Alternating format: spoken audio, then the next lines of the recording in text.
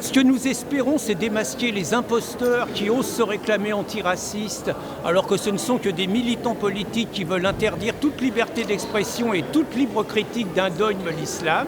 Nous espérons que nous aurons la possibilité de nous exprimer.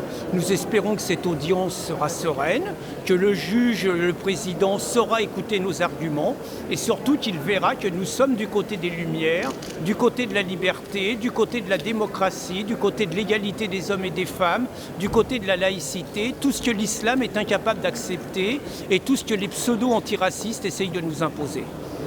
Mais c'est pas nous qui avons les cartes en main. Nous, on sait qu'on va défendre notre copie, on a confiance avec Pascal, on a confiance en notre avocat. Maintenant, je vais pas le dire trop fort, mais de temps en temps, on est quand même amené à être étonné par certaines décisions de justice. On n'a pas envie d'en subir les conséquences cette fois. Donc, espérons que, très franchement, on a relu tous nos textes. Ce procès est une mascarade. C'est un véritable procès de Moscou. Avec la température qu'il y a, ça va bien. Et on estime qu'on n'a rien à foutre ici, que c'est vraiment une volonté délibérée de nous intimider et d'en finir avec nous parce qu'on a une liberté de parole qui dérange et ils veulent nous frapper au porte-monnaie.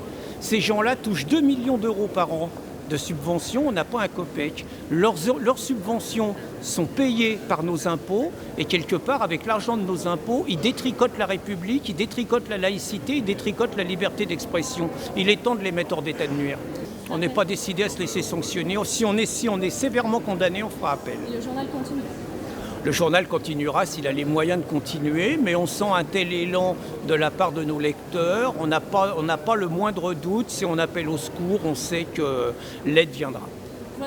Il fait très froid. On a des personnes qui se sont levées à 3h du matin, qui sont parties de Toulouse. On a des personnes qui viennent de Suisse, qui viennent des 4 coins de la France.